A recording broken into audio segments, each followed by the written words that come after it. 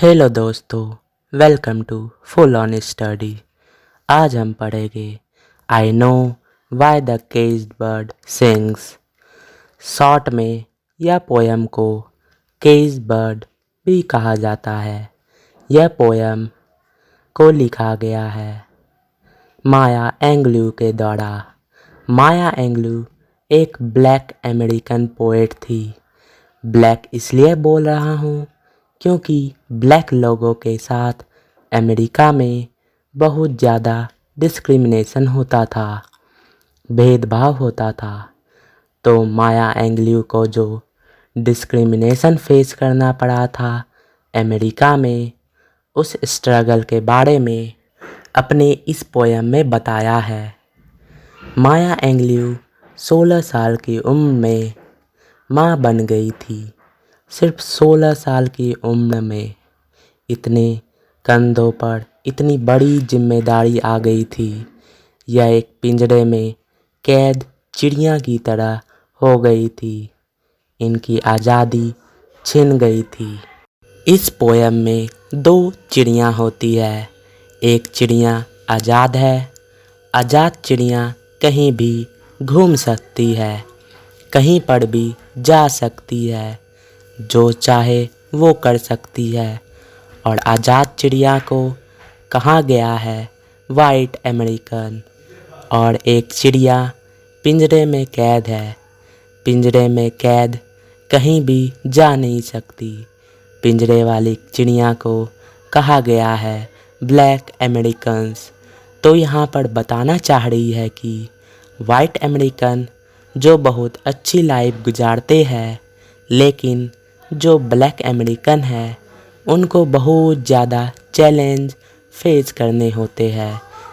चलिए पोएम को शुरू करते हैं। A free bird leaps on the back of the wind and floats down stream till that current ends and dips his wing in the orange sun rays and dares to claim the sky. Poet ने पहले white American के condition को बताया है। एक आज़ाद चिड़िया अच्छे से हवा में उड़ता है, जिस डायरेक्शन में जाना चाहता है वहाँ जाता है, जैसे चाहता है वैसे उड़ता है। उसके ऊपर कुछ भी रिस्ट्रिक्शन नहीं होती। दोस्तों, यहाँ पर पोएट कहना चाह रही है वाइट लोगों को जो करना है आराम से कर सकते हैं, जिस डायरेक्शन में जाना चाहते हैं वहाँ जाते हैं। उनके ऊपर कोई भी टोकने वाला नहीं होता, कोई भी रिस्ट्रिक्शन नहीं होती। जहाँ जाना चाहते हैं वहाँ चले जाते हैं। But A bird that stalls down his narrow cage can seldom C through his board of raise. His wings are clipped and his feet are tired, so he often his throws to sing.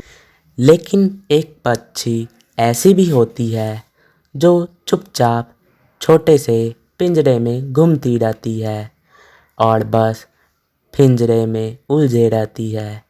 उसकी सोच पिंजरे से आगे नहीं जाती। उस पिंजरे के पक्षी के पैरों को काट दिया जाता है, उसके पैरों को बांध दिया जाता है। और इसलिए काटा जाता है, इसलिए बांधा जाता है क्योंकि वे चली न जाए, आसमान में उड़ न जाए।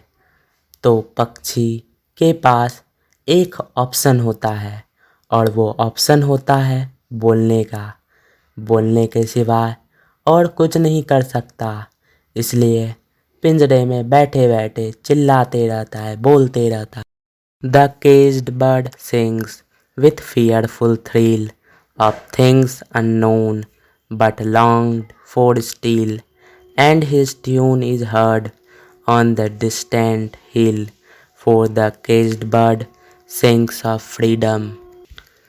पोएट चाहती है कि पिंजरे में बंद कैदी की आवाज़ बहुत दूर तक जाए और उसको आज़ादी के बारे में कुछ पता नहीं होता, लेकिन फिर वो पक्षी डरा हुआ सहमा हुआ चिल्लाते रहता है, इस उम्मीद में चिल्लाते रहता है कि वह भी आज़ाद हो जाएगा और इतनी ज़ोर ज़ोर से चिल्लाता है कि उसकी चीख दूर दूर तक सुनाई दे सके।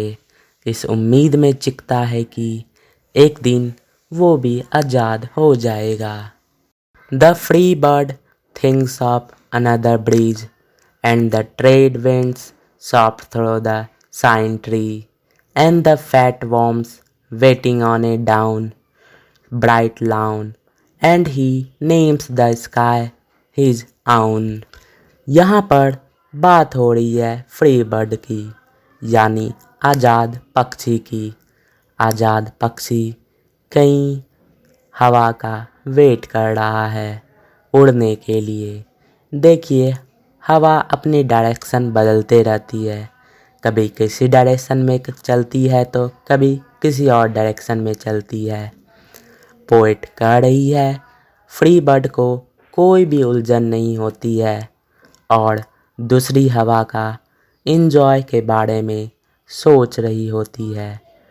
पोएट बोलना चाह रही है कि वाइट लोगों को बहुत अपॉर्चुनिटी होती है और वे छोटी छोटी बातों में उलझे नहीं होते। एक आज़ाद पक्षी तो इंजॉय करते रहता है, लाइफ का मज़ा लेते रहता है। हवा से क्या होता है, पेड़ सब भी बड़ा इंजॉय करते हैं और आज़ाद पक्षी ज़मीन में मोटे मोटे कीड़े खाता है। एक आज़ाद पक्षी को अपना फेवरेट खाना आसानी से मिल जाता है और वो जितना मर्जी फेवरेट खाना खाना चाहे वो खा सकता है। और आज़ाद पक्षी का पूरा आसमान होता है, वो जहाँ चाहे वहाँ जा सकता है, जो चाहे वह कर सकता है। But a caged bird stand on the grave of dreams, his shadow shout on a nightmare screams, his wings are clipped and his feet are tired, so he opens his throat to sing। लेकिन बेचारा कैद पक्षी अपने कब्र पर खड़ा होता है, मतलब उसके आज़ादी के सपने मर चुके हैं। बेचारा इतने तकलीफ़ में है कि रात में भी डरावने सपने आते हैं।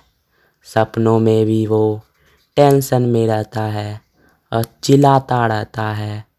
उस बंद पिंजरे में पंख कटे हुए रखती है और सिर्फ एक ही काम कर सकता है, वो है बोलने का। वो बोलते रहता है। Caged bird sings with a fearful thrill of things unknown but longed for still, and his tune is heard on the distant hill, for the caged bird sings of freedom। दोस्तों, ये स्टेंजा फिर से repeat हुआ है, तो यहाँ पर फिर से पोएट कह रही है कि पिंजरे में पक्षी डरी सहमी सी आवाज़ में चिल्लाते रहती है और उसकी आवाज़ इतनी तेज़ रहती है कि वे बहुत दूर तक सुनाई देती है। चिल्लाना इसलिए है क्योंकि उसे भी आज़ादी चाहिए। Everyone deserve freedom. उम्मीद है आपको ये वीडियो से हेल्प मिली होगी और अगर वीडियो पसंद आई तो लाइक भी ज़रूर करना।